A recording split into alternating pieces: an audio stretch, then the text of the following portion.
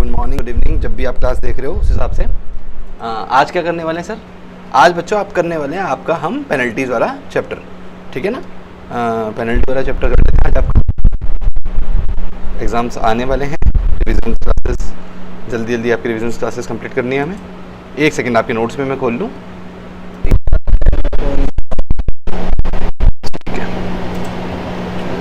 ठीक है, स्टार्ट कर दें।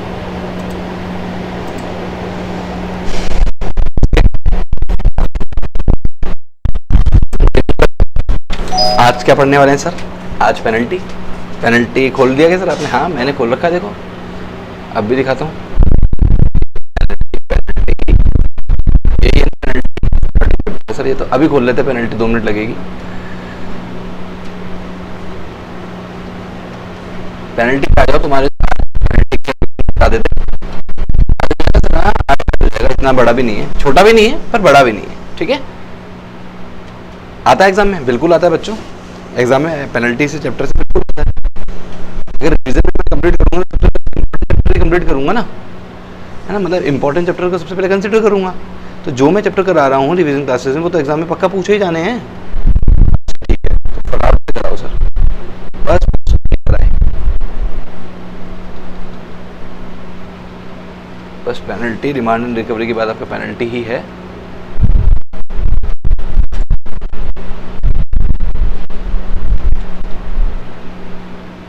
आ गया आपका ये पेनल्टीज का चैप्टर। हाँ बच्चों, तो थोड़ा सा जूम कर लेते हैं सर। ये है पेनल्टी चैप्टर का मेन है मास्टर डायग्राम। मास्टर डायग्राम से तो पढ़ते हैं अभी तक अपन। तो पेनल्टीज का चैप्टर का जो मेन मास्टर डायग्राम है ये है। एक बार अपन रोड मैप देख लेते हैं कि कैसे कैसे अपन को पेनल्टी में मूव करना है। ठीक है, तो offence, civil proceeding and civil liabilities. मतलब यार ऐसा है, ऑफेंस कर देते हो जब आपकी लगती है पेनल्टीज।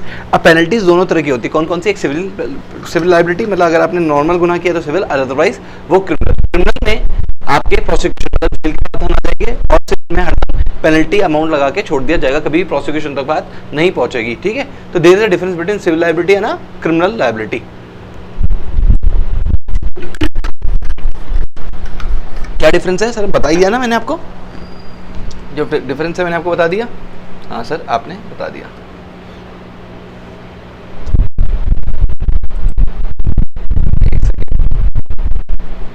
डेस्कटॉप पे सेव,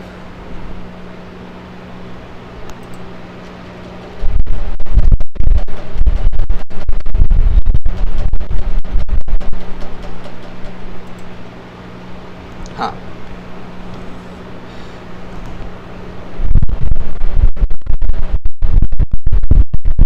पेज नंबर पे आपके 437।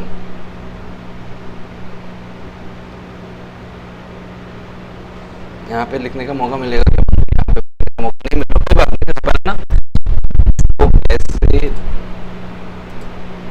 चलो कोई बात नहीं। 437 पे अपन फटाफट से शुरू करते हैं। अब ज़्यादा टाइम ना लेते हैं, फटाफट से आपकी क्लास स्टार्ट करते हैं। क्रिमिनल प्रोसीडिंग है ना, कन्वेंस पेनल्टी सेक्शन 122 से लेके 122 का 122 और 125 आपके क्या है जो लगाए जाते हैं, आपके असिस्टी लगाए जाते हैं। 123, 124, 126 ये सब क्या है? अदर्स पे लगते हैं, मतलब ये डिपार्टमेंट पे लगते हैं, डिपार्टमेंट के लिए सेक्शन है। तो 122 में क्या लिखा हुआ है यार? इसमें 122 से एक में, 2 में और 3 में, 122 1, 122 2 और 122 3 में नंबर ऑफ पेनल्टीज, मतलब नंबर ऑफ ऑफेंसेस लिखे हुए हैं कि ये ऑफेंस आपने किया। तो अगर आपने पर्टिकुलर ऑफेंस किया तो आप पे क्या लग जाएगी? लग जाएगी क्रिमिनल लायबिलिटी, सिविल लायबिलिटी लग जाएगी। 122 में क्या है? सिविल लायबिलिटीज है। आगे जाके 132 में पढ़ते हैं अपन कौन सी? Criminal liabilities. तो सर हाँ ठीक है, तो सर यहाँ पे लिखा हुआ है 122 में क्या मेन सेक्शन 123 और 24 25 किस पे लगते हैं? अदर्स पे। 125 किस पे लगता है? वापस से आपके एससीसी पे ही। ठीक है, हाँ सर ठीक है। एक बार ओवरव्यू, फिर 122 एक से शुरू से एक बार करेंगे। 126 क्या है? पेनल्टीज का मिटिगेशन। अगर कोई भी पेनल्टी लगा दी और उसमें कमी लानी तो ऑफिसर के हाथ में है उसमें पेनल्टी का मिटिगेशन, पेनल्टी को कम करना। ठीक। 127 क्या है? Only penalty can be impose, मतलब अगर आप पे कोई और प्रोसीडिंग नहीं चल रही फिर भी आपको लगता है, डिपार्टमेंट को लगता है कि पेनल्टी लगाई जाती है, ओनली पेनल्टी भी लगाई जा सकती है। सेंट्रल गवर्नमेंट के हाथ में, गवर्नमेंट के हाथ में बोल रहा हूँ, ऑफिसर के हाथ में नहीं बोल रहा, गवर्नमेंट के हाथ में बोल रहा हूँ कि 128 में क्या है, वेवर ऑफ पेनल्टी की पावर दी है गवर्नमेंट को, 128 में वो क्या है, पेनल्टी को वेव भी कर सकती है। सर ऑफिसर के हाथ में नहीं दी, अरे यार ऑफिसर के हाथ में तो पेनल्टी हरदम वो क्या है, बहुत ज्यादा करप्शन फैल जाता है, ठीक है। और 129 में सर्च सीजर एंड कॉन्फिस्केशन जैसी बातें, 128 यहाँ पे खत्म होने के बाद 129 और 130 में क्या है कि आपके गुड्स को कॉन्फिस्केट सीज भी किया जा सकता है, उसके बाद कॉन्फिस्केट भी किया जा सकता है। 131 में क्या पढ़ रहे हैं अपन, civil and criminal liabilities are independent, मतलब ये 131 में सिर्फ इतना सा बोल रहा है, सिविल लायबिलिटी अलग है, क्रिमिनल लायबिलिटी अलग है, मतलब ये कि अगर आप सिविल में आगे क्रिमिनल नहीं है, हो सकता है आप सिविल लायबिलिटी वाले प्रोसिक्यूशन आपके प्रोविजंस भी एप्लीकेबल हो रहे हैं और 100 क्रिमिनल लायबिलिटी वाले प्रोविजंस भी आपके एप्लीकेबल हो रहे हैं। और क्रिमिनल लायबिलिटी लिखी किस में, 132 में क्रिमिनल ऑफेंसेस एंड पनिशमेंट लिखा हुआ, criminal offences and punishments are case में लिखे हुए हैं 132 में। 133 में क्या लिखा हुआ, जरूरी नहीं है। 134 में प्रीवियस अप्रूवल किसकी, प्रीवियस अप्रूवल किसकी, सर मजिस्ट्रेट की, क्योंकि ये क्रिमिनल लायबिलिटीज है, क्रिमिनल लायबिलिटीज के केस में क्या है, प्रावधान आते हैं, जेल कभी भी मजिस्ट्रेट से पहले पूछे बिना नहीं हो सकती, इसलिए यहाँ पे प्रायर अप्रूवल हरदम किसकी चाहिए होती है, मजिस्ट्रेट की चाहिए होती है। 135 में क्या लिख रखा है कि अगर यार आप किसी क्रिमिनल लायबिलिटी हो तो क्रिमिनल लायबिलिटी गिल्टी हो, मतलब अगर उसने गलती से उससे कोई काम हुआ है तो उसका स्टेट ऑफ माइंड गिल्टी नहीं माना जाएगा, तब उस पर क्रिमिनल लायबिलिटी इंपोज नहीं होगी, जब भी होगी जब गिल्टी। तो 135 क्या कर रहा है, स्टेट ऑफ माइंड गिल्टी होना चाहिए। 137 में क्या कह रहा है सर, ऑफेंसेस बाय कंपनी, और 138 क्या कर रहा है कि अगर सारा जुर्म कर लिया उसके बाद क्या है, पैसे दिखाकर आप छूट भी क्या कहते हैं, कंपाउंडिंग ऑफ ऑफेंसेस। सारा आज क्लियर करके चलेंगे, आज सबका सब कवर करके चलेंगे। सबसे पहले अपन जाना जाते हैं 122(1) पे। सबसे पहले इंपॉर्टेंट बात क्या है, 122 किस पे लगता है, बाय रजिस्टर्ड पर्सन और liable to be registered person, मतलब 122 का जो 1 है, देखो यहाँ पे लिख रखा है बच्चों, 122(1) का जो 122 का जो 1 है वो किस पे लगता है, जो भी पर्सन रजिस्टर्ड है या लायबल टू गेट रजिस्टर्ड है, अनरजिस्टर्ड पर्सन पे 101 के 1 के नहीं लगता, उसमें क्या लगता है, 122 का 3 लगता है। इसलिए ध्यान रखो कि आप एग्जाम में कंफ्यूज हो सकते हो कि 122 का 1 कब एप्लीकेबल होगा और 132 का 3 कब एप्लीकेबल होगा। 122 का 1 एप्लीकेबल जब होगा जब पर्सन लायबल टू रजिस्टर्ड होगा या फिर रजिस्टर्ड पर्सन ही होगा। तो सर अब इसमें कौन कौन से जुर्म के नाम लिख रखे हैं, अरे इसमें ऐसे ऑफेंसेस लिख रखे हैं, इसमें कुछ 21 ऑफेंसेस लिख रखे हैं आपके 122 के 1 में, आपके 121 ऑफेंसेस, अगर 21 ऑफेंसेस में से कुछ भी किया तो वो आपका इस श्रेणी में फॉल कर जाएगा, सिविल लायबिलिटी में फॉल कर जाएगा और आप पे पेनल्टी लग जाएगी। सर पेनल्टी कितनी लग जाएगी वो अभी पढ़ेंगे, पर अभी ये पहले पढ़ लो कि किस किस तरह के ऑफेंसेस 122(1) में कवर हैं। सर कौन कौन से कवर है, एक सेकेंड सर, कौन कौन से कवर है, हाँ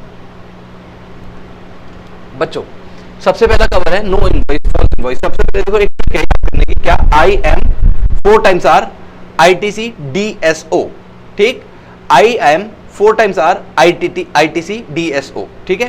आई से क्या है सर, आई से बहुत सारे क्या है, इनवॉइस के सारे ऑफेंसेस हैं जो कि आपने ऑफेंसेस कर रखे हैं इनवॉइस से रिलेटेड, वो किस में कवर हो जाएंगे, आई में हो जाएंगे। एक बार पढ़ लें, हाँ सर नो इनवॉइस मतलब इनवॉइस देना था, दिया ही नहीं, फॉल्स इनवॉइस झूठा इनवॉइस दे दिया, या फिर बोगस, फॉल्स और बोगस तो एक ही वर्ड होता है ना, हाँ सर फॉल्स और बोगस एक ही वर्ड होता है, मतलब आपने जैसे फॉल्स इनवॉइस किसको कहेंगे, जैसे मान लो आपने अंडर बिलिंग करवा ली तो फॉल्स इनवॉइस ही ना। इशू आगे क्या लिख रखा है, invoice issued with registration number another person, मतलब खुद का जीएसटी नंबर से नहीं दूसरे के जीएसटी नंबर से आपने क्या किया, इनवॉइस इशू कर दिया। Bogus invoice, false invoice received, है ना, वहां ऊपर तो इशू की बात कर रहा था, नीचे क्या है, रिसीप्ट की बात कर रहा है, मतलब सप्लायर और रेसिपिएंट दोनों की बात कर रहा है कि हाँ सर मतलब पेनल्टी दोनों पे ठोकी जा सकती है, बिल्कुल दोनों पे ठोकी जा सकती है, क्योंकि सप्लायर उसका आउटपुट टैक्स बनता है तो उसकी लायबिलिटी बढ़ती है, तो लायबिलिटी घटाना चाहता है और उसी बोगस इनवॉइस से इसकी क्या बढ़ जाता है, इसलिए जो पेनल्टीज के चैप्टर हैं वो आपके दोनों पे 122(1) सप्लायर पे और रेसिपिएंट पे दोनों पे हिट करके चलता है, ठीक। For claiming false ITC suppress turnover etcetera, e way bill और बिल नॉट इशूड, अगर ई-वे इशू करना तो नहीं किया, ठीक है, तो भी आपके इसमें आ जाता है वो 122 के 1 में। समझ में आ गया। आई से क्या है, सारे इनवॉइस रिलेटेड ऑफेंसेस हैं। एम से मैनर ऑफ पेमेंट चैप्टर पढ़ा था ना सर, मैनर ऑफ पेमेंट में आपने चैप्टर में क्या पढ़ा था, manner tax collected but not paid, short paid, erroneously refunded, है ना, या फिर TDS TDC deducted but not paid to government, ठीक, ये सारे तरह के ऑफेंसेस आते हैं मैनर ऑफ पेमेंट। तो यहाँ पे क्या है, मैनर ऑफ पेमेंट में चैप्टर में जो भी पढ़ा था अपन ने वो सारे तरह के ऑफेंसेस आपके एम में कवर हो जाते हैं। एक बार पढ़ लो, collect tax amount but not paid even 3 month, मतलब सरकार का पैसा है 3 महीने तक आपने काट तो लिया पर सरकार का पैसा अभी तक 3 महीने तक जमा नहीं कराया। सर मतलब अगर आपने काट के टाइम पे जमा नहीं कराया तो इंटरेस्ट तो पहले दिन से लगना शुरू हो जाता है, मतलब 20 तारीख से अगर ड्यू डेट थी 20 तारीख के बाद आपने जमा नहीं कराया तो इंटरेस्ट तो पहले दिन से लगना शुरू हो जाएगा आपके आउटपुट टैक्स पे। ग्रॉस पे, नेट पे, ग्रॉस पे याद कर लो, ग्रॉस पे, नेट तो बस 2 तरीके पे नेट लगता था, जब आपने टाइम टू टाइम बता दिया और टाइम की रिटर्न टाइम पे भरी और कोई फ्रॉड कोई लेटर आने से पहले कि रिटर्न भरो वगैरह वगैरह का लेटर आने से पहले रिटर्न भरिए तो वो नेट पे लगता है, अदरवाइज तो ग्रॉस पे ही लगता है। ठीक, तो अगर आपने सरकार का पैसा 3 महीने तक अपनी जेब में रख लिया, जमा नहीं कराया, तो इंटरेस्ट तो लगेगा ही लगेगा, आप पेनल्टी भी लगा देंगे। कितनी पेनल्टी? 122 की, वही तो पढ़ रहे हैं। हाँ सर, टीडीएस टीसीएस काटे जमा नहीं कराया तो भी आपके 122 की पेनल्टी लग जाएगी। और आर से क्या है सर? आर से है registration, no registration, wrong details of registration, मतलब रजिस्ट्रेशन के लिए लायबल तो थे और रजिस्ट्रेशन लिया ही नहीं, या रजिस्ट्रेशन लेते वक्त आपने रॉन्ग इन्फॉर्मेशन दे दी। दोनों का गुनाह कहां पे कवर हो रहा है? 122(1) में। आर से क्या है? Record, no record as per section 35, false record, substitute और डिस्ट्रॉय रिकॉर्ड, रिकॉर्ड रखना था पर रखा नहीं, जला दिया या फिर गलत झूठा रिकॉर्ड रखा। आर से गलत रिफंड क्लेम कर दिया, फ्रॉडनेंटली क्लेम रिफंड। और लास्ट वाले आर से क्या है? Return, no provision here because section 47। ये बोल रहा है कि रिटर्न वाला चैप्टर है ना, उसमें सेक्शन 47 में अपने वही पढ़ ली थी कि रिटर्न की गारंटी लगती है तो क्या लगती है, याद करो क्या लगती है। रिटर्न का चैप्टर पढ़ा दिया ना हमने सर, आपने हमें है ना रिवीजन लेक्चर नहीं दिया। अरे तो मेन था दिया ना, ₹100 पर डे और ₹5000 मैक्सिमम था, और ₹5000 जो भी मिटिगेट हो सकती थी टर्नओवर के बेसिस पे, ठीक है ना। हाँ सर, आईटीसी। अब आईटीसी क्या है? आईटीसी अवेल और रॉन्गली यूटिलाइज, आईसी टेकन और डिस्ट्रीब्यूशन रॉन्गली बाय आईएसडी, मतलब दोनों ही तरह के ऑफेंसेस आपके कहाँ कवर होते हैं? आपके 122(1) में कवर होते हैं। पढ़ाओ थोड़ा सा, अवेल और यूटिलाइज रॉन्गली, मतलब इसमें तो रेसिपेंट की बात हो रही होगी। बिल्कुल यार, अब समझ गए, तो अब होशियार हो गए। अगर यहाँ पे 122(1) में तो रेसिपेंट की ही बात हो रही होगी ना यार, 122(1) में रेसिपेंट की तो बात है। कैसे सर? अरे आईटीसी होता किसके लिए? सप्लायर के लिए होता है? नहीं सर, रेसिपेंट के लिए होता है। तो बस यहाँ पे रेसिपेंट की ही बात है मेरे बच्चे। ठीक, आईटीसी टेकन और wrongly distribution wrongly by ISD. फिर क्या लिख रखा है? Dispose of, tamper with any seize under section 67 subsection 2, attach good under section 83। समझ में आ गया डिस्पोज ऑफ का? सर समझ में आ गया है, बिल्कुल समझ में आ गया है। Secondary party, any person supply transport store etcetera knowingly that good is a contributed goods, मतलब सेकेंडरी पार्टी रजिस्टर्ड होनी चाहिए या लायबल टू गेट रजिस्टर्ड होनी। सबसे पहली बात तो ये। अब सेकेंडरी पार्टी कौन सी होती है? जो आपके गुनाह में आपका साथ देता है, वो है सेकेंडरी पार्टी। जैसे कि जो किसी ने आपका गुड्स वेयर हाउस में रखवा दिया, जानता हो कि इस गुड्स पे गुनाह चल रहा है, फिर भी ये गुड्स उसने अपने वेयर हाउस में रखवा लिया। या ट्रांसपोर्टर, ठीक, बिना बिल के आपका माल छोड़ने को तैयार है ट्रांसपोर्टर, ये सेकेंडरी पार्टी हुई है जो आपको फ्रॉड करने में या फिर गुनाह करने में आपकी मदद कर रहे हैं। तो इन पे भी क्या है? पेनल्टी इम्पोज हो सकती है। अपोज नहीं, इम्पोज हो सकती है ना। बहुत अपोज झेला है ना तुमने, घर में, घर वालों का, बाहर वालों का, कहीं इज्जत नहीं है ना, है ना। पर यहाँ पे अपन इम्पोज की बात कर रहे हैं, तुम्हारी बेइज्जती की बात यहाँ पे नहीं करेंगे अपन, ठीक है। Secondary party, any person supply transport store etcetera knowingly, पता होना चाहिए that the goods is a contraband good, मतलब गुड्स पे कोई तरह का गुनाह है, ठीक है। Officer offset in office work, मतलब आपके ऑफिसर वर्क, आपके प्रीमाइसेस पे ऑफिसर आया, वो छानबीन कर रहा था, कुछ देख रहा था, आपने है ना लाइट का कनेक्शन काट दिया, ठीक। वो परेशान हुआ, आपने उसको है ना एकदम गर्मी में मार दिया, ठीक। वो आ रहा अपना काम कर रहा, फाइलें जल्दी चेक कर रहा था, आपने उस पर गलती से चाय अपने नौकर से गर्म चाय डुलवा दी। तो आपने अगर ऑफिसर को किसी भी तरह से ऑब्स्ट्रक्ट इन ऑफिशियल वर्क किया, उसके काम में बाधा डालने की कोशिश करी, तो आपसे 122 की पेनल्टी लग जाएगी। पेनल्टी तो लग जाएगी सर, पेनल्टी का अमाउंट तो बताओ। अरे पेनल्टी का अमाउंट याद करने की जरूरत है कोई? ये disputed amount involve is that is 100% और ₹10,000 whichever is higher. Sir अली कल ही हमने डिमांड एंड रिकवरी पढ़ा था, वहां पे तो पेनल्टी का अमाउंट कुछ और था। अरे वो सेक्शन 74 की पेनल्टी थी, वहां पे तो अगर बोनाफाइड केस था तो ₹10,000 और 10% of tax whichever is higher, और मेराफाइड केस था तो 100% ऑफ टैक्स का अमाउंट था। वो यहाँ पे 122(2) में वैसे की वैसी पेनल्टी देखने को मिल जाएगी, पर ये तो 122(1) की पेनल्टी है ना। वो सेक्शन 73 और 74, 73 और 74 की पेनल्टी थी, 122(1) की पेनल्टी है। तो 122(1) की पेनल्टी में क्या लिखा हुआ है? Disputed amount involve that is 100% और 10,000 विच एवर इज हायर की पेनल्टी यहाँ पे लग जाती है, ठीक है। ठीक है सर, अब ये क्या लिख रखा है? Any person who retains the benefit of transaction covered under clauses, मतलब जो ऊपर पड़ा 122(1) में, उसका बेनिफिट, मतलब पेनल्टी तो, गुनाह तो कोई और कर रहा है पर मजा कोई और उठा रहा है। मतलब जैसे कि आपने अपने नौकर के नाम पे दुकान खोल ली, गुनाह तो ऐसा लग रहा है कि नौकर कर रहा है, पर सारे मजे कौन उठा रहा है? आपका मालिक, ठीक। तो एक्चुअली पेनल्टी किसको लगनी चाहिए? मालिक को या नौकर को? सर नौकर आदमी को क्या पता। तो यहाँ पे लिखा हुआ है हु रिटेन्स द बेनिफिट, जो बेनिफिट उठा रहा है ना, पेनल्टी भी उसको ही लगाई जाएगी। किस तरह की? मतलब ये ऊपर के जो ऑफेंसेस हैं यहाँ पे लिख दिए। सप्लाई विदाउट इनवॉइस, आपने माल बेच दिया, इनवॉइस नहीं दिया, या इनवॉइस दे दिया पर माल ही नहीं बेचा, है ना। ITC without taking supply, wrong distribution of ITC by SD, ये सब जो ऊपर पड़े थे वही वापस से लिख दिए। और पर यहाँ पे क्या लिख दिया? Who retains the third party की बात करा कि आपने किसी के और के कंधे पे बंदूक रख के चलाई है तो सर 122(2) क्या है? अरे 122(2) क्या है? सिंपल सी बात है, एनी रजिस्टर्ड पर्सन। देखो सबसे पहली बात क्या है, यहाँ पे एनी रजिस्टर्ड पर्सन कर दिया, ऊपर से सर ऊपर 122(1) में एनी रजिस्टर्ड पर्सन लिखा था और liable to get registered person भी लिखा था, मतलब यहाँ पे सिर्फ रजिस्टर्ड पर्सन पे ही लगेगी 122(2) में।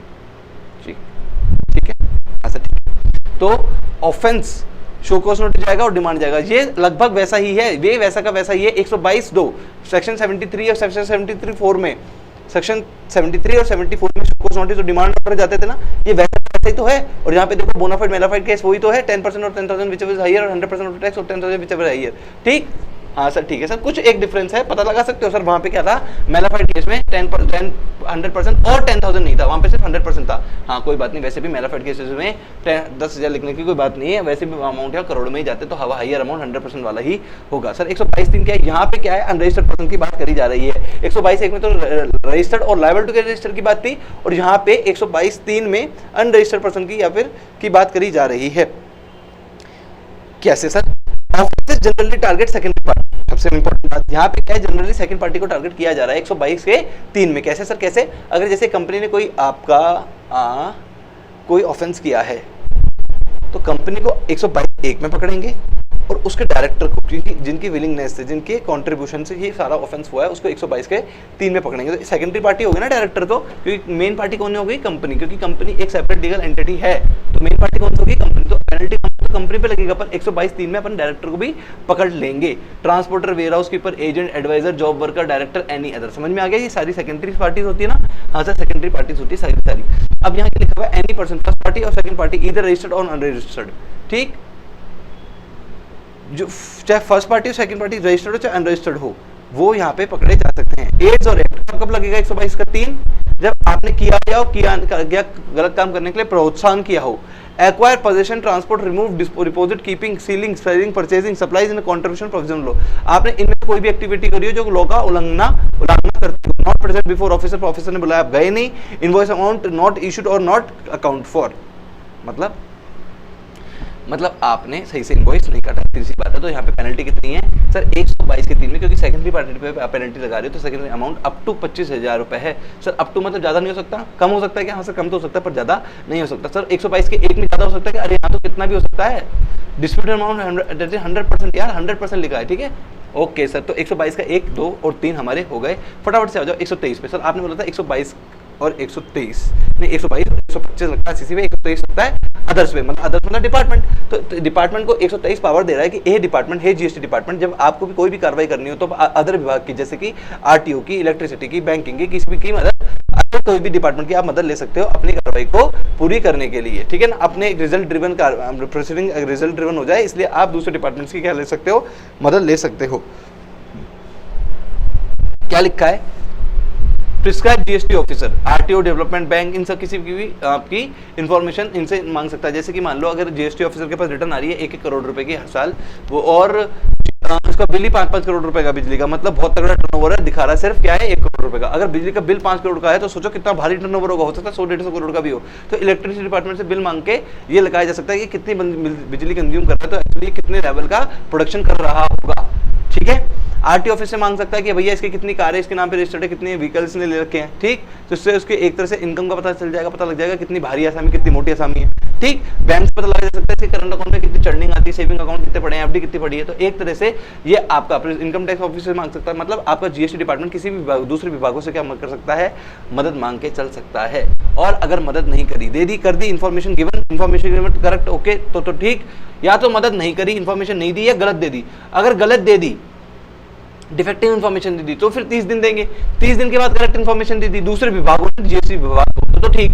और अगर गलत दी, फिर भी गलत दी, तो नॉट गिवन और गलत गिवन दोनों एक जैसे हो जाएंगे, और एक जैसे होने के बाद क्या लगेंगे, final cost submit correction of with in 90 days. फिर वापस से इनको एक गुहार लगाई जाएगी, अभी भी समय है 90 दिन के अंदर करेक्ट इन्फॉर्मेशन दे दो, और नहीं दिया, दे दिया तो ठीक है, और नहीं दिया तो इन पे क्या लगा देंगे, पेनल्टी लगा देंगे 100 रुपए की, और बिलेटेड पेनल्टी लगा देंगे 5000 रुपए की। एक बार बताओ, इलेक्ट्रिसिटी डिपार्टमेंट किसका डिपार्टमेंट है? गवर्नमेंट का डिपार्टमेंट है। गवर्नमेंट के डिपार्टमेंट विभाग में 5000 रुपए की, मात्र 5000 रुपए की। बच्चों, मेहरबान कदरदान साहिबान, ध्यान से सुना जाए मेरी बात को। अगर आप एक इलेक्ट्रिसिटी डिपार्टमेंट जिसके हर रोज का कलेक्शन 200 करोड़ रुपए है, सपोज बिल्कुल होगा ही होगा, ठीक, और आप पे लगाई जा रही है पेनल्टी मात्र 5000 रुपए की, आपको फर्क भी पड़ेगा? आपके कानों में जू भी रेंगेगी? नहीं रेंगेगी ना। तो सर इतना पेनल्टी का अमाउंट कम क्यों करा गया? क्योंकि धब्बा लगाने के लिए। एक्चुअली पेनल्टी इन पे से कमाने के नहीं है। कितने लगाते हैं इनको? तो 1,000 100 करोड़ लगा दो तो भी फर्क नहीं पड़ेगा। बड़े बड़े विभाग है और पैसा भी सरकार का। एक्चुअली इनका इज्जत खराब करने के लिए छोटा सा अमाउंट रखा गया कि भैया इन पे पेनल्टी लगाएंगे तो इनको शर्म तो आएगी। ठीक, इसलिए सेक्शन ये हुआ 122 123। अब 124 में क्या पढ़ रहे हैं? स्टैटिकल डेटा भी मांग सकता है आपका जीएसटी डिपार्टमेंट, अगर नहीं दिया किसने। ठीक, तो अब तो फाइन लगा सकता है 10,000 रुपए का, और कंटिन्यूइंग ऑफेंस अगर रहा फिर भी तो 100 रुपए पर डे, मैक्सिमम 25,000 रुपए तक ये पेनल्टी पहुंच जाएगी। ये हो गया आपसे 123, 124। 125 में क्या है सर? 125 वापस से किस पे लगता है आपका? ये आ गया 125 वापस से किस पे लगता है आपका? 80 पे। अगर 122 1 2 3 की कोई भी ऑफेंस नहीं कर रखा और वहां पे ऑफेंसेस प्रिस्क्राइब नहीं है तो पेनल्टी वहां पे फॉल नहीं करी। तो अगर स्पेसिफिक पेनल्टी फॉल नहीं करती एससीसी पे तो वो क्या जनरल प्रोविजन के केस में आ जाता है। जनरल प्रोविजन, जनरल पेनल्टी क्या कहती है कि पेनल्टी लग सकती है अप टू ₹25,000। अप टू जहां तक लिखा है मतलब पेनल्टी कम भी की जा सकती है। किसकी मर्जी है? ऑफिसर की मर्जी है। अप टू मतलब ऑफिसर की मर्जी कि चाहे तो 5 की लगाए, 10 की लगाए, 15 की लगाए, 20 की लगाए, पूरी की पूरी 25 की लगाए, चले। किसकी मर्जी है? ऑफिसर की मर्जी है। एग्जाम्पल दे रखा है कि भैया जो 122 1 में 2 में 3 में कवर नहीं हुआ, कैसा एग्जाम्पल है? Record not to maintain for 72 month. वहां पे लिखा हुआ नहीं था ना ऐसा, तो अगर ऐसा कोई ऑफेंस किया तो वो कहां आ जाएगा? आपके 125 में आ जाएगा। मतलब जीएसटी लॉ की अवेलना तो ही, पर वो 122 1 2 3 में कवर नहीं होती तो वो कहां पे कवर हो जाएगी? 125 में, जो कि है जनरल पेनल्टी का प्रोविजन। सर 126 127 128 पे आ जाओ। हाँ मैं तो बढ़ता ही चलूंगा। 126 में क्या कर रखा है कि भैया जो पेनल्टी का अमाउंट अपने ऊपर पड़ा है 122 1 में 2 में 3 में 25 में, क्योंकि हर जगह अप टू लिखा हुआ था। ठीक, जो भी पेनल्टी का अमाउंट आपने ऊपर पड़ा है वो क्या किया जा सकता है? मिटिगेट, कम किया जा सकता है, बिल्कुल कम किया जा सकता है बच्चों। बट शर्त क्या है कि वो फिक्स नेचर का नहीं होना चाहिए।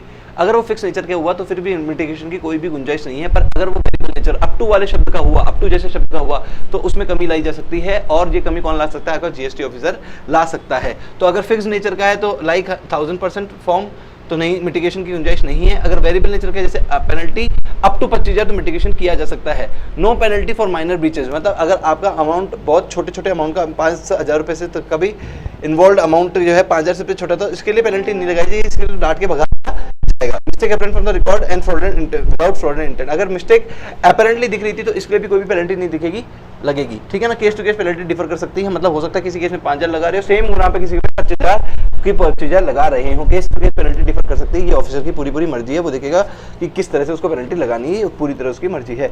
Voluntary disclose will be given due respect, अगर आपने अपनी गलती को बिल्कुल बता दिया तो आपकी पेनल्टी को बिल्कुल कमी लाई जाएगी, क्योंकि आपने वॉलंटरी डिक्लेयर अपनी गलती को बताया है। Notice opportunity of being heard shall be given to the demand order, demand order issue करते वक्त जो भी पेनल्टी लगा रहे हो, टिप का पैसा देता है ना डिमांड ऑर्डर में, पेनल्टी का अमाउंट जो भी बता रहे हो उससे पहले तो हरदम डिमांड ऑर्डर, मतलब को तो ऑप्शन मिलेगा ही मिलेगा। किसको? अपॉर्चुनिटी ऑफ बीइंग हर्ड तो मिलेगी ही मिलेगी, जिसके खिलाफ पेनल्टी इम्पोज हो रही है। ये सप्लायर के खिलाफ हो रही है, रिवर्समेंट के खिलाफ, किसी के भी खिलाफ हो सकती है बच्चों, जैसे कि अपन ने भी पहले पढ़ लिया था। 127 अपने इतना काम का नहीं है, फिर भी पढ़ लेते। Just declaration penalty order can be made even know processing is going on, मतलब इन सारे सेक्शन की 62 63 64 72 73 74 29 130 129 130 किसका था? Search and seizure and confiscation. 74 73 74 किसका? पेनल्टी का था ना, मोनाफाइड मैनाफाइड। और 62 63 64 अपन पढ़ेंगे भी। ठीक है, हाँ सर ठीक है। 128 में क्या किया? पेनल्टी को वेव करने का, पूरी तरह माफ करने का पावर रखा है सेंट्रल गवर्नमेंट ने खुद के पास। ये ऑफिसर के पास नहीं छोड़ा। ऑफिसर के पास छोड़ते तो ऑफिसर बोलता 25,000 की पेनल्टी बनती है, 2,000 मेरी जेब में दो, गरम कर दो मेरी जेब, मैं 25,000 माफ कर दूंगा। तो माफ करने की जिम्मेदारी जो ताकत है वो आपके ऑफिसर पे नहीं छोड़ी, वो क्वेश्चन रख ली सेंट्रल गवर्नमेंट ने खुद ने रख ली। ठीक है, अब सीजर 129 में क्या पढ़ेंगे? सीजर भैया अगर आपकी गड्डी रास्ते में जा रही है और गड्डी के पास पुराने इससे डॉक्यूमेंट नहीं है तो आपका मामा कौन, जो पुलिस हवलदार या फिर जीएसटी ऑफिसर? अरे सर रोकेगा तो हवलदार, पर चेक करने का अधिकार, पेनल्टी लगाने का अधिकार एक जीएसटी के ऑफिसर के पास है, पुलिसमैन के पास नहीं है। ठीक, तो 129 में क्या क्या है? सीजर हो रहा है किसका? गुड्स इन ट्रांजिट का। अगर गुड्स इन ट्रांजिट जा रहे थे और पता गया कि टैक्स की चोरी का माल जा रहा है, कॉन्ट्राबैंड ऑफ द गुड्स हो रहे हैं और caught by the officer, officer कौन? GST officer. बच जा जीएसटी ऑफिसर। पता एक बार हो सकता है गाड़ी रोकी आपके मामा ने हो, पर यहाँ पे बात किसकी हो रही है? जीएसटी ऑफिसर की। तो seizure of the goods and conveyance, truck वाले का भी, मतलब ट्रक वाला जिसका माल लेके जाता है वो तो सीज कर लो, चलो ठीक है सर। ट्रक तो छोड़ो नहीं, ट्रक का भी मतलब माल सही ट्रक भी जा सकता है। दोनों छोड़ेंगे क्या? हाँ छोड़ तो अभी दोनों देंगे, आगे आप पढ़ेंगे। आप अभी पकड़ने की बात होती है, आगे जाके छोड़ने की बात होगी। तो seizure of goods and conveyance, बातचीत, अपॉर्चुनिटी ऑफ बीइंग हर्ड। अब आप क्या होगी? आंखों में इशारा हो गया, मतलब बातचीत होगी। बातचीत मतलब अंडरस्टैंडेबल बातें होगी कि अगर यहाँ पे बातचीत से ठीक खुश हो जाता है, बातचीत से अगर खुश हो जाता है ना, तो फिर क्या होगा, उसके ट्रक को और माल को छोड़ दिया जाएगा, और नहीं होता तो आगे बात बढ़ जाएगी। ऑफिसर सेटिस्फाइड तो रिलीज गुड्स, अगर नहीं सेटिस्फाई होता तो बात नहीं बनी तो फिर क्या होगा भैया, फिर तो लगाई जाएगी पेनल्टी। अब पेनल्टी कैसे लगाई जाएगी मेरे बच्चों, देखो इधर देखो, owner come forward to make payment in 14 days, that is voluntary payment, मतलब ओनर आपको खुद आगे आता है। टैक्सेबल गुड्स की बात करी जाएगी, एग्जेम्प्टेड गुड्स की बात करी जाएगी, मतलब ट्रक में टैक्सेबल गुड रखा था या एग्जेम्प्टेड गुड रखा था, सबसे पहले तो देखा ये जाएगा। सपोज कर लो पहला सिनेरियो क्या है, जिसमें गुड्स जो ट्रक में रखा था वो कौन सा था, टैक्सेबल गुड्स था। तो टैक्सेबल गुड्स था और बातचीत से बात नहीं बनी, अरे जितने वो मांग रहा था आपने दिए नहीं, उसमें मतलब लगाऊंगा पेनल्टी, ठीक, इसलिए तो बातचीत नहीं बनी। हाँ सर ठीक है, तो अगर बातचीत से बात नहीं बनी तो जीएसटी प्लस जितनी जीएसटी लगती थी वो टैक्स का अमाउंट तो लगेगा ही लगेगा, पर पेनल्टी लगेगी कितना, 100% टैक्स, जितना टैक्स बनता था उसका 100% क्या लगा देंगे, पेनल्टी का अमाउंट लगा देंगे। अगर ओनर खुद कमा आता है तो विद इन 14 days, जब भी ट्रक पकड़ा उसके 14 दिन के अंदर ओनर खुद आ गया, जब भी ट्रक पकड़ा उसके 14 दिन के अंदर टैक्सेबल गुड्स की बात कर रहा हूँ, उसके 14 दिन के अंदर ओनर खुद आ गया तो टैक्स का अमाउंट तो लगेगा हर सिचुएशन लगेगा, और पेनल्टी कितनी जाएगी, 100% ऑफ टैक्स का ही 100%। अगर 10,000 की टैक्स चुरा रही तो 10,000 रुपए, और तो 10,000 तो टैक्स का अमाउंट और पेनल्टी 10,000 रुपए की, तो टोटल मिला के 20,000 रुपए आ गया। पर अगर नहीं आया टैक्सेबल गुड्स के केस में, अगर ओनर खुद नहीं आया तो देखना अब टैक्सेबल अमाउंट लगेगा, अब जीएसटी तो लगेगा, और पेनल्टी कितनी लगेगी, वैल्यू ऑफ गुड्स का 50%। देखो जीएसटी तो हरदम लगेगा, पेनल्टी कितनी चली जाएगी, वैल्यू ऑफ गुड्स का 50% माइनस टैक्स पेड कर रखा है। ये क्यों कर रखा है सर, अगर वैल्यू ऑफ गुड्स आप इंक्लूसिव इनवॉइस वैल्यू ले रहे हो टैक्स इंक्लूड करके, तो टैक्स पेड को माइनस करना पड़ेगा पेनल्टी से। समझ में आता है बच्चों। और सर एग्जेम्प्टेड गुड जा रहा है तो सर एग्जेम्प्टेड गुड जा रहा है तो बात थोड़ी सस्ती होनी चाहिए, पेनल्टी का अमाउंट थोड़ा कम होना चाहिए। तो लो अगर वो ओनर खुद आ जाता है, पेनल्टी एग्जेम्प्टेड गुड्स के केस में पेनल्टी लग सकती है, बिल्कुल लग सकती है, और ओनर खुद आ जाता है तो 2% वैल्यू ऑफ गुड्स और ₹25,000 विच एवर इज लोअर। अब कम है ना, कम, और अगर नहीं आता तो 50% वैल्यू ऑफ गुड्स और 25,000 विच एवर लोअर। सर यहाँ लोअर का कौन क्योंकि यार गुड्स एग्जेम्प्टेड से जीएसटी बनता ही नहीं था, वो तो उसने कुछ गलती कर दी इसलिए उसमें पेनल्टी लगा रहे हैं, ठीक है ना। तो अल्टीमेटली यहाँ टैक्स की चोरी तो हो ही नहीं रही थी, पर फिर भी किसी तरह की अवेलना हुई है लॉ की, फिर इसलिए एग्जेम्प्टेड गुड्स पे पेनल्टी लगाई जा रही है। समझ में आ गया। 129 अभी अपन ने पढ़ लिया, ये 129 में बेस एग्जांपल है बच्चों, चाहो तो कर लेना। अभी मैं रिवीजन क्लासेस में तो इसको नहीं करा रहा, मेन क्लासेस में बिल्कुल इसको बिल्कुल कवर करके चलता हूँ।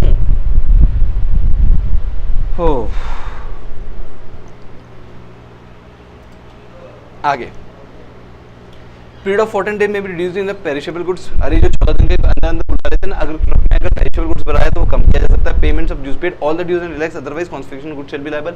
अगर आपने सारे पेमेंट कर दिया जो ऊपर मांगे थे, भैया आपने गड्डी रोक ली, गड्डी रोक के आपने तो बातचीत हो गई बातें, ठीक है फिर तो ट्रक को छोड़ देंगे, पर बातचीत से बातें नहीं हुई, आपने मांग लिया टैक्स का अमाउंट और पेनल्टी का अमाउंट, तब भी नहीं दे रहा तो क्या हो जाएगा, फिर कॉन्फिस्केट गुड्स हो जाएंगे आपके। मत दे पैसा, मत दे, मना कर रहा है ना, ज्यादा आना नहीं कर रहा है ना, तेरे को लगता है बिना टैक्स का अमाउंट दिए पेनल्टी का अमाउंट दिए छूट जाएगा, जानकारी से छुड़वाना चाह रहा है ना तू, जा लगा ले जानकारी। हम क्या कर रहे हैं, तेरा गुड्स कॉन्फिस्केट कर रहे हैं, तो गुड्स कॉन्फिस्केट भी किया जा सकता है अगर आपने पेमेंट ऑफ ऑल ड्यूज नहीं किए। रिलीज गुड्स में भी रिलीज प्रोविजनली और टेकिंग अ बॉन्ड। अगर आपने पेनल्टी का अमाउंट नहीं दिया पर आपने एक बॉन्ड कर दिया या प्रोविजनली कुछ अमाउंट भर दिया, तो उस बेसिस पे भी आपका गुड्स छोड़ा जा सकता है। Who is deemed to be the owner of the goods, the where the invoice और any other specific document of goods, either the consign और the consignee should be the deemed owner. समझ में आ गया? हाँ सर बिल्कुल समझ में आ गया, मैं एक्सप्लेन भी नहीं कर रहा, छोटी सी बात है, पढ़ लेना। वेयर द इनवॉइस और any other specific document is not accompanying, मतलब इनवॉइस तो था ही नहीं साथ में, अकम्पनिंग मतलब साथ में इनवॉइस तो था ही नहीं, तो फिर जो भी क्लेम करेगा ना, sir officer who determine such should be the owner of the goods, वो जो भी डिक्लेयर प्रॉपर ऑफिसर सोचेगा या जो क्लेम करेगा गुड्स मेरे, उसको ही अपना ओनर मान लिया जाएगा। अब देखो 129 में क्या होता है, वो तो कुछ तो अपन ने प्रोविजन पढ़ ली कि सीजर कब कब हो सकता है, फिर अपन ने पढ़ लिया कि भैया कुछ क्लैरिफिकेशन। फिर 130 में क्या पढ़ने जा रहे हैं अपन, कॉन्फिस्केशन ऑफ सीज गुड्स भी, भैया कॉन्फिस्केशन कब हो सकता है गुड्स का, समझ रहे हो मेरी बात, गुड्स का कॉन्फिस्केशन कब हो सकता है ये पढ़ने जा रहे हैं। रीजन ऑफ कॉन्ट्रवेंशन, सप्लाई और receive goods in contravention with intent to evade tax, मतलब सप्लाई किया या रिसीव किया goods in contravention with the intent to evade tax, मतलब टैक्स की चोरी के इंटेंशन से आपने गुड्स को सप्लाई किया या रिसीव किया, ठीक, does not account for taxable goods, ठीक, आपने प्रॉपर अकाउंटिंग मेंटेन नहीं करी टैक्सेबल गुड्स की, supply goods without having registration, देखो क्या क्या कर रहे हो आप, सप्लाई कर रहे हो without having RC, contravention any other provision intended with tax, या नोइंगली यूज एनी कन्वेंस और contravention of good, contaminated goods for contaminated goods, काम के लिए आपने अपना कन्वेंस यूज किया तो आपका गुड्स और कन्विंस दोनों के दोनों क्या हो सकते हैं, कॉन्फिस्केट हो सकते हैं। वेयर द कॉन्फिस्केशन एडजस्ट, अब कॉन्फिस्केशन के बाद छूट कह सकते हो confiscation in lieu of confiscation, या तो ऑप्शन एक्सरसाइज कर लो विद इन 3 मंथ। कौन सा, रिडम्पशन फाइन, मतलब कॉन्फिस्केशन होने के बाद रिडम्पशन फाइन आता है। कॉन्फिस्केशन आपका गुड्स आपका एक्वायर कर चुकी है, मतलब सीजर हुआ, उसके बाद आपका गुड्स कॉन्फिस्केट मतलब उठा के ले गए, दिल वाले दुल्हनिया ले जाएंगे, दुल्हनिया आपकी ले गए भैया। अब दुल्हनिया ले गए तो आपको दुल्हनिया वापस चाहिए, नहीं चाहिए? सर बिल्कुल चाहिए, है ना, दुल्हनिया वापस चाहिए हमको, तो दुल्हनिया वापस चाहिए तो आपको रिडम्पशन फाइन देना पड़ेगा। किसको? किडनैपर को। किडनैपर कौन है आपका यहाँ पे? GST department. जीएसटी डिपार्टमेंट को आपको रिडम्पशन फाइन देना पड़ेगा अगर आपका गुड्स एक बार कॉन्फिस्केट हो गया तो। फिरौती की चंदा की फिरौती की रकम तो देनी ही पड़ेगी। फिरौती की रकम कम से कम जीएसटी डिपार्टमेंट वाले कितने मांगेंगे? ऑप्शन एक्स अगर 3 मंथ के अंदर कर ले तो रिडम्पशन फाइन, तो गुड्स, यार एक बार बताओ, गुड्स की वैल्यू से ज्यादा कोई आपसे रिडम्पशन फाइन मांगे तो दोगे? नहीं दोगे ना सर, नहीं दोगे। अरे आप जिस गुड्स को छुड़ाने के लिए रिडम्पशन फाइन दे रहे हो उससे भी ज्यादा फाइन दे दोगे क्या? नहीं सर, ज्यादा से ज्यादा उतना ही देंगे। तो देखो यहाँ पे क्या लिखा हुआ है, goods convince release on payment of tax, interest, penalty, redemption fine, storage charges और अदर चार्जेस, सारा कुछ भुगतान करने के बाद आपके गुड्स को और कन्वेंस को छोड़ दिया जाएगा। गुड्स पे एक ऊपर लिखा हुआ है redemption, maximum redemption fine for goods, नीचे लिखा हुआ है maximum redemption for conveyance. Conveyance को छोड़ने के लिए कितना रिडम्पशन फाइन लगेगा, गुड्स को छोड़ने के लिए कितना लगेगा? देखो कन्वेंस को छोड़ने के लिए maximum market price of goods minus GST, मतलब इंक्लूसिव इनवॉइस वैल्यू की बात कर रहा हूं, इनवॉइस वैल्यू जीएसटी का टैक्स माइनस कर दूं, मतलब टैक्सेबल वैल्यू जितनी भी होगी गुड्स की ज्यादा से ज्यादा क्या आप करोगे, उतना ही तो रिडम्पशन फाइन दोगे। ज्यादा से ज्यादा, कम तो कम भी मांग सकता है आपसे डिपार्टमेंट, पर ज्यादा से ज्यादा उससे ज्यादा नहीं मांग सकता। मार्केट वैल्यू से ज्यादा मांग लेगा तो क्यों ही छुड़ाओगे आप? सिर्फ मार्केट वैल्यू मांग लेगा तो भी नहीं छुड़ाएंगे, तो भी नहीं छुड़ाओगे, क्योंकि आपने तो परचेज प्राइस, कॉस्ट प्राइस अलग है, सेल प्राइस अलग है, वो तो सेल प्राइस मांग रहा है आपका, है ना। तो ज्यादा से ज्यादा की बात लिखी हुई बच्चों, कम से कम की नहीं लिखी हुई।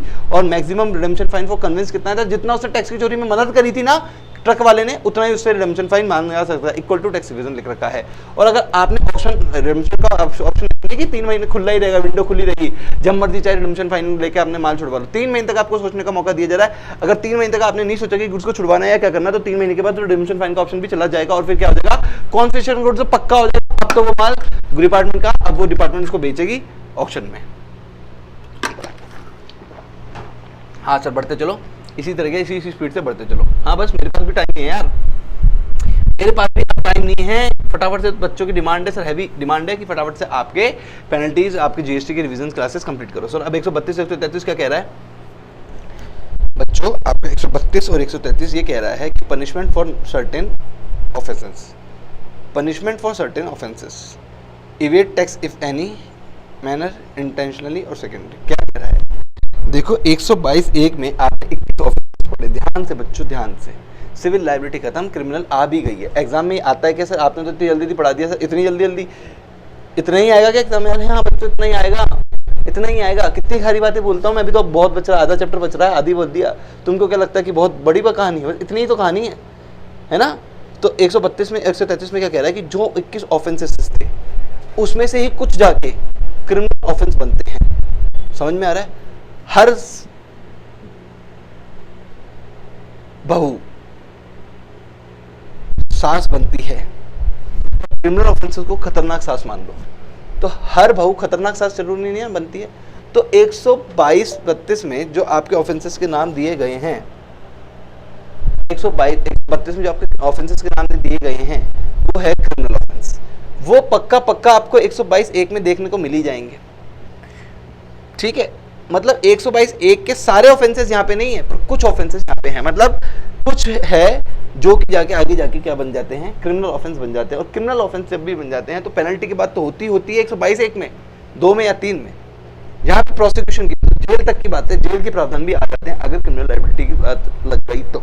क्रिमिनल ऑफेंसेस कौन कौन से हैं, मतलब उन्हीं 21 में से कौन कौन से ऐसे 12 ऑफेंस ऐसे हैं, उन्हीं 21 में से ऐसे कौन से 12 ऑफेंस ऐसे हैं जो क्रिमिनल लायबिलिटी बनते हैं। उन 12 को भी फर्दर बाइफरसिकेट किया गया है 4 में और 8 में। उन 12 में से 4 ऑफेंसेस तो ऐसे हैं जो अति खतरनाक है, जो कि कॉग्निजेबल है, ठीक, नॉन कॉग्निजेबल है, मतलब है ना एकदम गरम जुर्म है। और जो 8 हैं वो थोड़े ठंडे कॉग्निजेबल जुर्म बताए गए हैं। सॉरी बच्चों मैंने थोड़ा गलत बोल दिया।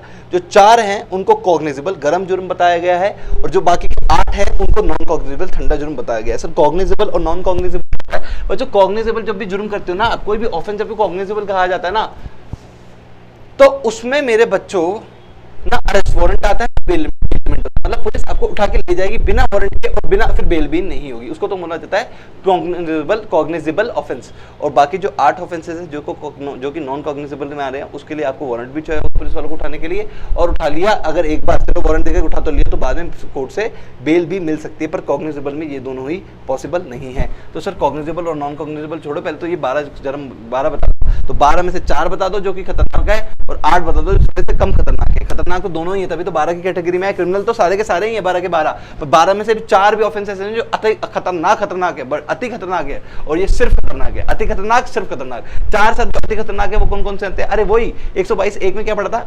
इनवॉइस और मैनर ऑफ पेमेंट, ये 4 हैं sir. Invoice related no issue, bogus in issue, या फिर wrongly availment of utilisation of ITC, या रिसीव बोगन इनवॉइस, या फिर अवेल आईटीसी। मतलब ये तो 3 तो ये हो गए सर। मतलब 3 गिनो, 1 गिनो, कैसे भी गिन लो। और एम से क्या है? कलेक्ट एनी टैक्स का अमाउंट नॉट पेज 3 महीने तक गवर्नमेंट को, मतलब गवर्नमेंट का पैसा अपने पास रख रहे हो, ये क्या है? बड़ा जुर्म माना गया है। ठीक, तो आई और एम को बड़ा जुर्म माना गया है। ये 4 हो गए, 3 आई से तो 3 और एम से 1।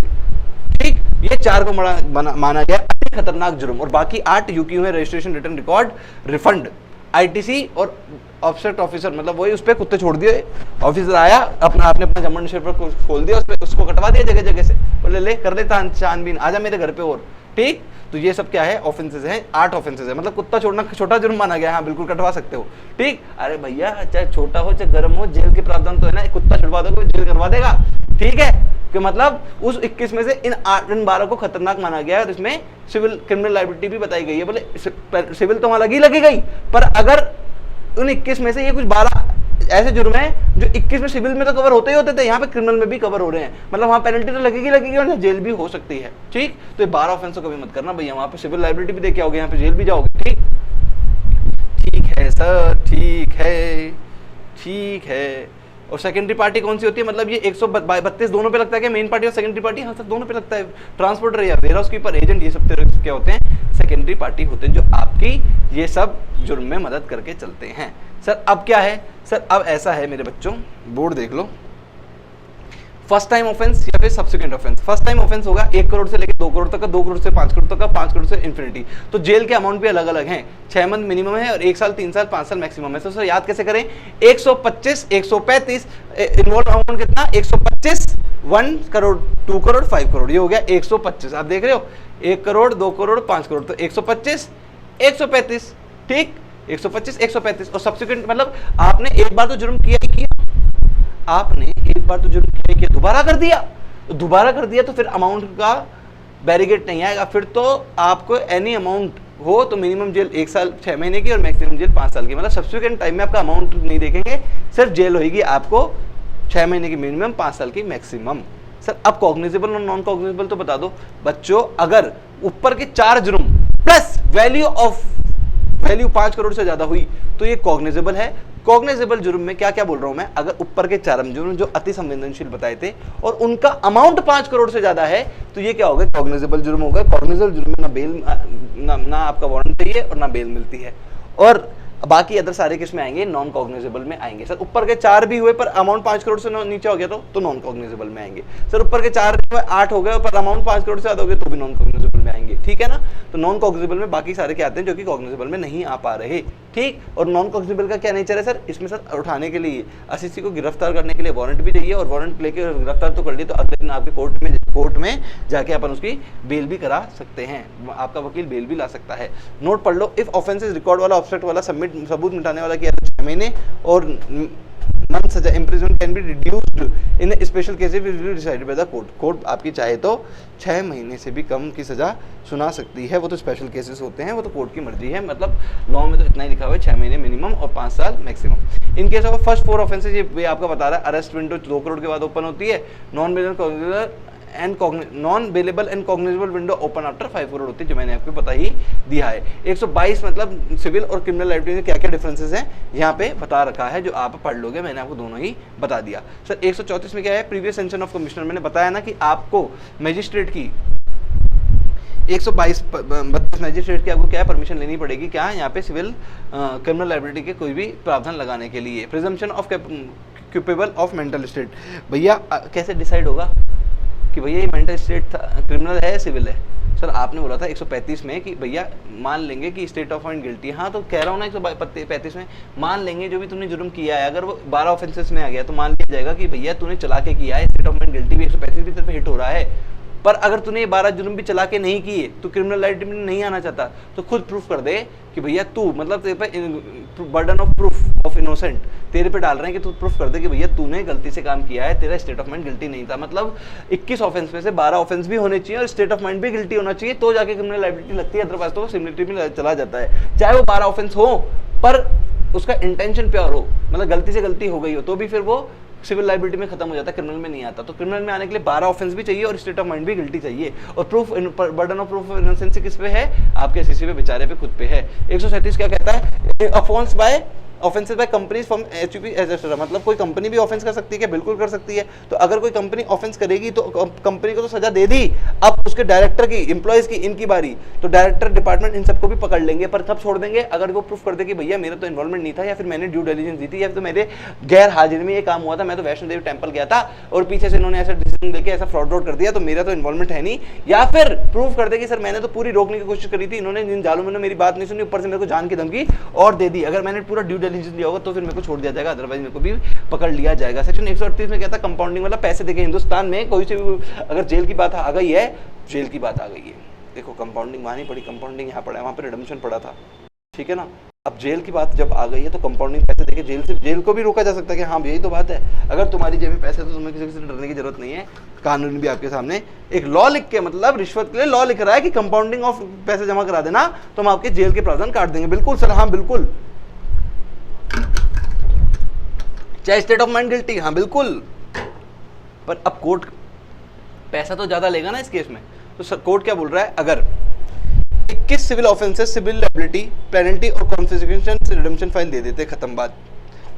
पर वो अगर क्रिमिनल ऑफेंसेस में कन्वर्ट हो गया, उस 21 में से कुछ वो 12 गुना क्रिमिनल ऑफेंसेस में कन्वर्ट हो गए, और बिफोर और after initiation of prosecution the fine can be taken, मतलब कंपाउंडिंग कभी भी करी जा सकती है, बट कोर्ट द्वारा कब नहीं करी जा सकती? कोर्ट द्वारा अगर criminal liability plus jail plus court fine हो गया ना, तो नहीं आपकी कंपाउंडिंग हो सकती। मतलब कंपाउंडिंग कब हो सकती है? जब बस आप पकड़े गए हो पर कोर्ट ने आपकी सजा सुना दी, तो नहीं, बस प्रोसिक्यूशन स्टार्ट हुआ ही है, आप पे कार्रवाई या तो शुरू नहीं हुई या शुरू हो गई, कार्रवाई शुरू हो गई, कोर्ट ने सजा भी सुना दी, तो कंपाउंडिंग नहीं हो सकती।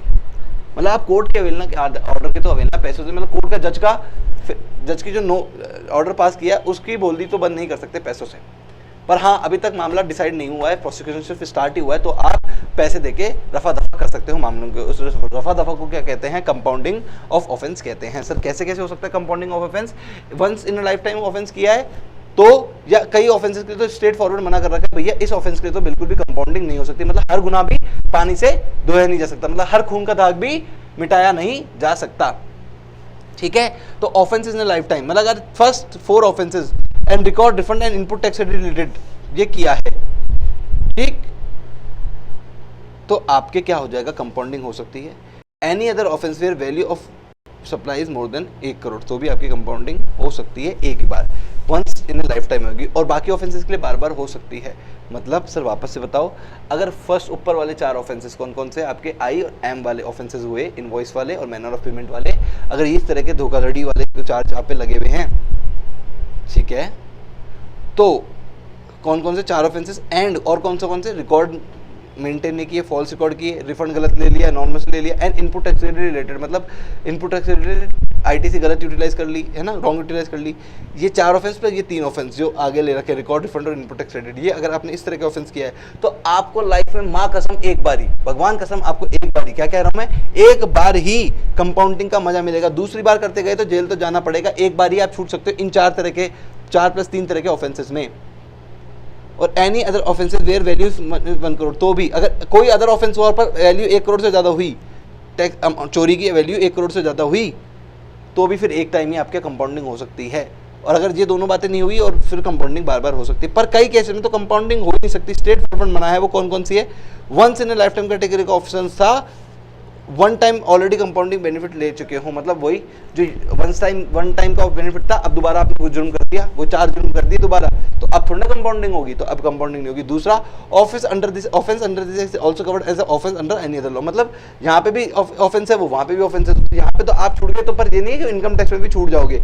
इस तरह के ऑफेंसेस की कंपाउंडिंग होती नहीं, क्योंकि कंपाउंडिंग करके फायदा भी क्या, आप जीएसटी डिपार्टमेंट में पैसे देके छूट गए, इनकम टैक्स जेल में चले गए, तो फायदा भी क्या। तो ऐसे ऑफेंस जो दो लॉ में आपको जेल का रास्ता दिखाते हो, उस तरह के ऑफेंस की कोई भी कंपाउंडिंग नहीं होती। ऑलरेडी दोषी करार कर दिया है मैंने, कहना कोर्ट का अगर फैसला आ गया तो फिर कंपाउंडिंग नहीं हो सकती। और जेन्युइन काम किए हैं, ऑब्स्ट्रैक्ट सबूत मिटाना मतलब खतरनाक घिनौने काम किए हैं, तो भी आप पे कंपाउंडिंग नहीं हो सकती अदर नोटिफाइड पर्सन, और multiple time allowed otherwise cases, इन सबको छोड़ के मल्टीपल टाइम कंपाउंडिंग अलाउड है। और अगर कंपाउंडिंग का पैसा कितना देना है, कितना पैसा खिलाना पड़ेगा गवर्नमेंट को, कितना पैसा मारना पड़ेगा कि इनको जेल ना जाना पड़े, बोलो सर बोलो, मेरे पास जेब बहुत गर्म है। अच्छा, इतना पैसा है क्या तुम्हारे पास, ठीक, नियत ही साफ रख लेते यार, जेल जाने की नौबती क्या आई, ठीक है भाई, अब पैसा दे दो। सर कितना पैसा, मिनिमम देखो 10,000 और 50% of tax whichever is higher, और मैक्सिमम 3 गुना कर दो, 10,000 का 10,000 multiply by 30,000, 50% multiply by 3, 150% of tax whichever is higher. तो मिनिमम में भी हायर लगा है, मैक्सिमम में भी हायर लगा है, मिनिमम इतना तो लगेगा, मैक्सिमम इतना तो लगे, इससे ज्यादा नहीं लग सकता। टकाटक समझ में आ रहा है, विच हाइयर चलेगा। Compounding is allowed only after payment of tax interest penalty, ठीक, कंपाउंडिंग माफी भी मिलेगी, केस को रफा दफा जब भी किया जाएगा, अरे कंपाउंडिंग का पैसा तो ले रहे हैं, माफ करने का पैसा अलग है, और टैक्स इंटरेस्ट की पेनल्टी वो तो अलग है, वो तो देना ही देना, माफ करने का पैसा अलग है, जेल वो तो क्या है, वो तो तुमने गलती करी हो तो चुकाना ही पड़ेगा। जेल जाने से बच रहे हो इसलिए कंपाउंडिंग का पैसा है, तो कंपाउंडिंग जेल जाने से बचने से पहले, वो पैसा मारने से पहले ये पैसा तो जमा कराई देना, टैक्स इंटर पेनल्टी का पैसा तो जमा कराई देना, तभी कंपाउंडिंग का पैसा लेंगे, अदरवाइज तो वो भी लेंगे ही भी नहीं। Pay about dues and compounding fees and have relax, बस सिंपल सी बात, such compounding does not affect proceeding and any other law. ये नहीं कि आपने कंपाउंडिंग करा ली हो आपने इनकम टैक्स जीएसटी में, तो वो इनकम टैक्स की को भी मुंह बंद कर देगी, इसलिए कहा ना ऊपर कि कंपाउंडिंग हो ही नहीं सकती अगर दूसरे लॉ में भी उस पर पेनल्टी ठुकती है। तो खत्म क्या सर, बस खत्म, इतना सही तो था सर, बस सिर तो मजा आ गया, पेनल्टी तो चैप्टर छोटा सा था, अरे छोटा सा नहीं था बच्चों, अपन ने फटाफट से कर लिया रिवीजन, अपन छोटे फटाफट ही तो करते हैं। एक्चुअली अगर ये मैं मेन क्लास में लेता तो मैं 2 या 3 दिन ले लेता हूँ, एक ऑफेंस से समझाता हूँ कि इनवॉइस कैसे हो सकता है, ठीक, इनवॉइस का ऑफेंस कैसे हो सकता है, ये बोगस इनवॉइस, फॉल्स इनवॉइस क्या क्या होता है, एक एक चीज समझाता हूँ, पर अभी तो ये समझाने का टाइम नहीं है, ठीक, एग्जाम में पूछेगा भी नहीं, इसलिए तो अभी आप क्या कर जाना, पेनल्टी का चैप्टर पर गो थ्रू कर जाना, टैक्स पेनल्टीज के अमाउंट देख जाना, और हाँ इस चैप्टर में सेक्शन थोड़े इंपॉर्टेंट हैं बच्चों, 125 बहुत इंपॉर्टेंट है, 126 मिटिगेशन बहुत इंपॉर्टेंट है, 129 सीजर, 130 कॉन्फिस्केशन, और 132 में जो आपके क्रिमिनल है वो ऑफेंस है, 125 135 इंपॉर्टेंट है, ठीक है ना, अमाउंट ऑफ पेनल्टी सब्सिक्वेंट वाला इंपॉर्टेंट है, और कॉग्निजेबल नॉन कॉग्निजेबल थोड़ा सा इंपॉर्टेंट है, ध्यान से करके जाना ही पड़ेगा आपको, ठीक है क्या, हाँ सर ठीक है। आज के लिए लेते हैं बच्चों विदा, आपसे कल मिलते हैं आपसे एक नए रिवीजन क्लासेस के साथ, तो बाय बाय, गुड नाइट, शब बखैर हैं, और लव यू। आप सबसे मैं बहुत ही प्यार करता हूँ और बदले में सिर्फ प्यार ही चाहता हूँ, ठीक है। अब रिवीजन क्लासेस में मैं फीस तो किसी तरह की लेता नहीं हूँ, फ्री यूट्यूब पे सोर्सेज है आपका, तो बदले में आपका प्यार मिल जाए तो मेरे लिए बहुत होगा, ठीक है बच्चों, बाय।